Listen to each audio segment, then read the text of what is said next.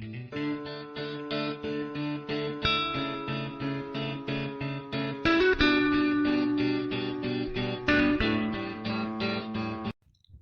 Students, जैसा कि आप देख रहे हैं कि अभी तक हमने 9 न्यूमेरिकल कंप्लीट कर लिए थे। कैपेसिटेंस एंड डाइलेक्ट्रिक्स से, अर्थात संधारित्र की धारिता व परावैद्युत से।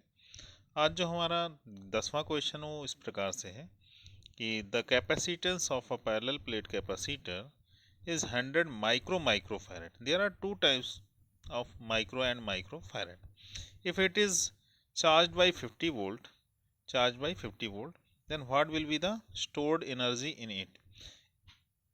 तो आप देख रहे हैं इसमें क्या क्या गिवन है। तो देखेंगे इसमें कैपेसिटेंस गिवन है कितना, 100 माइक्रोफैरड, यानी 100 माइक्रोफैरड। ठीक है, माइक्रोफैरड।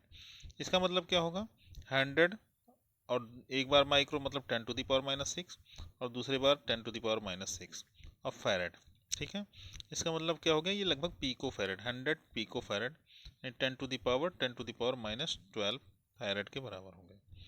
और इसमें वोल्टेज कितना दिया है, वोल्टेज हमारा 50 वोल्ट है। ठीक है, वोल्ट। ठीक है, तो 50 वोल्ट है, तो 50 वोल्ट चल रहा है। तो यहाँ पर आप देख रहे हैं कि हमारी जो एनर्जी स्टोर्ड होगी, अब आपको यहाँ पर कैपेसिटेंस मतलब संधारित्र की धारिता कितना आपको मिला, 100 × 10⁻⁻12, और वोल्टेज कितना मिल रहा है, वोल्टेज V = 50 मिल रहा है।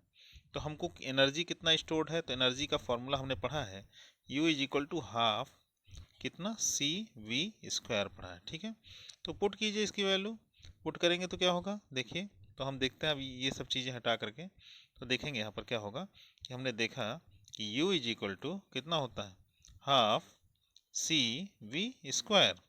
तो देखिए हाफ और C की वैल्यू कितनी आई थी, 100 × 10⁻⁻12, और V की वैल्यू कितनी होगी, 50 का स्क्वायर मतलब 50 × 50 यानी स्क्वायर।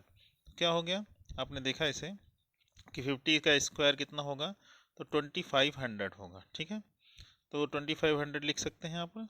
और इसके पीछे तो देखते हैं, ये 100 से इसको हमने डिवाइड किया, 50 हो गया, और 50 125 और 000 × 10⁻⁻12।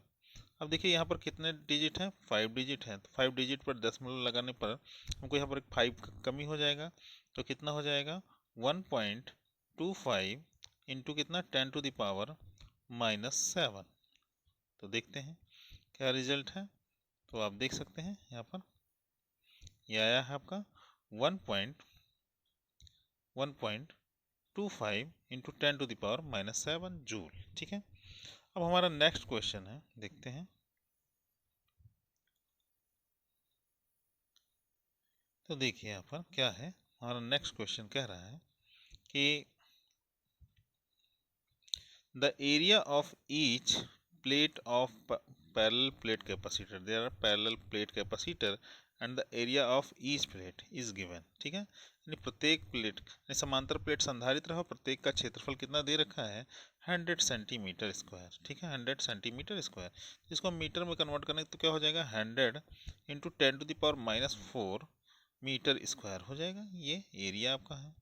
फिर उसके बाद आप कह रहे हैं कि इनके बीच का डिस्टेंस, ये इनके बीच का डिस्टेंस D = दे रखा है कितना, 0.05 सेंटीमीटर दे रखा है। ठीक है, ये आपको दे रखा है।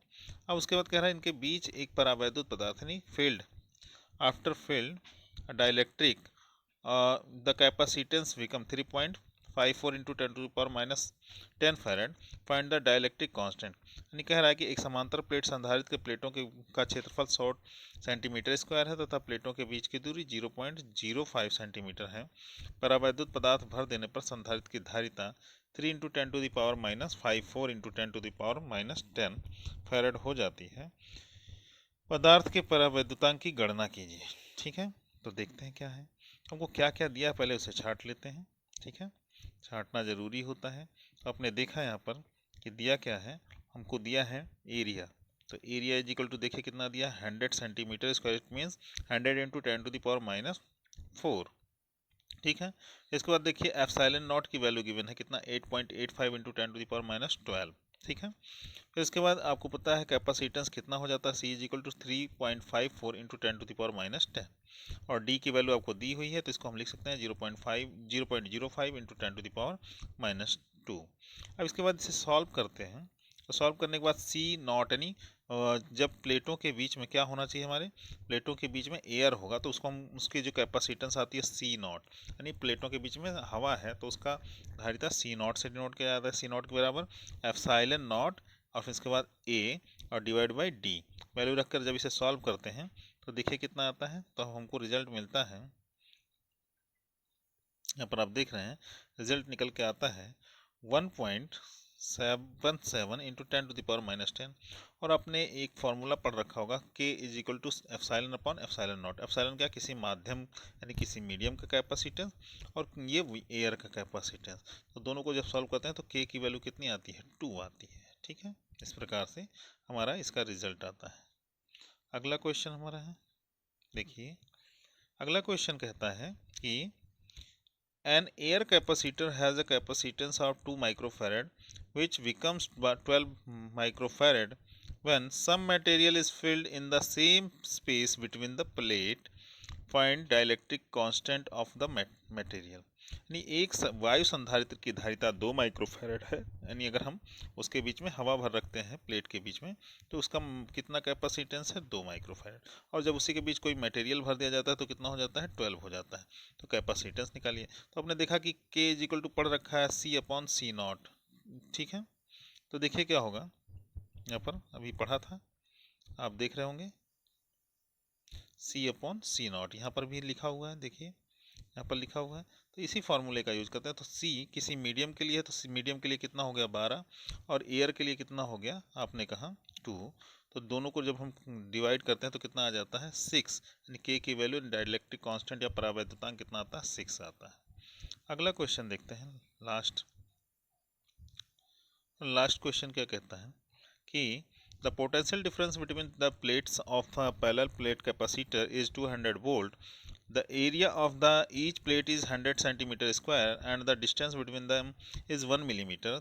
If the medium between them is air, then calculate the charge taken by the capacitor. If there is a medium of dielectric constant 2.5 between the plates, then what will be the potential difference for the same charge. ठीक है, अर्थात कह रहा है कि किसी समांतर plate संधारित्र की प्लेटों के बीच का विभवांतर यानी वोल्टेज कितना था पहले, 200 वोल्ट, और प्रत्येक प्लेट का एरिया यानी क्षेत्रफल कितना था, 100 सेंटीमीटर स्क्वायर। उनके बीच की दूरी कितनी है प्लेटों के, तो कहेंगे 1 मिलीमीटर, और यदि उनके बीच का माध्यम एयर है यानी वायु है तो लिए गए आवेश का परिकलन कीजिए, यानी पहले चार्ज फाइंड कीजिए, और फिर इसके बाद कह रहा है कि अगर उसके प्लेटों के बीच हम कोई मटेरियल रख दे रहे हैं कितना, 2.225 का डायलैक्ट्रिक यानी परावैद्युतांक का, तो अब चेंज कितना होगा। तो पहले चार्ज निकालते हैं Q बराबर CV। तो C की वैल्यू पहले फाइंड करनी पड़ेगी पैरेलल प्लेट कैपेसिटर के लिए। ठीक है, तो देखिए आपने पढ़ा है पैरेलल प्लेट कैपेसिटर के लिए कि epsilon not A divide by D। ठीक है, epsilon not A divide by D। अब इसको इस फॉर्मूले में उठा के C की जगह रखें और V की वैल्यू कितनी रखें, 200 रखें। तो रखते हैं तो देखिए क्या होता है, आप देखेंगे यहाँ पर क्या होगा कि Q इज इक्वल टू, देखिए वैल्यू रखते हैं, एप्सिलॉन नॉट की वैल्यू कितनी है, तो आप कहेंगे एप्सिलॉन नॉट की वैल्यू 8.85 इंटू 10⁻12, A की वैल्यू 100 इंटू 10⁻4, V की वैल्यू 200 और ये 1 मिलीमीटर है। ठीक है, जब इसे सॉल्व करते हैं 17.7 इंटू 10⁻9 आना है Q की वैल्यू।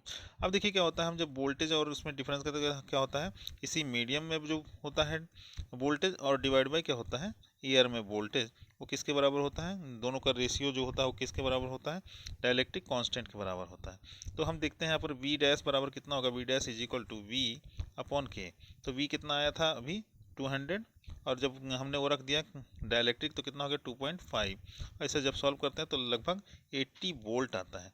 तो इस प्रकार से हम देखते हैं कि हमारा सारा ये जो है न्यूमेरिकल आज के लिए इतना ही होता है।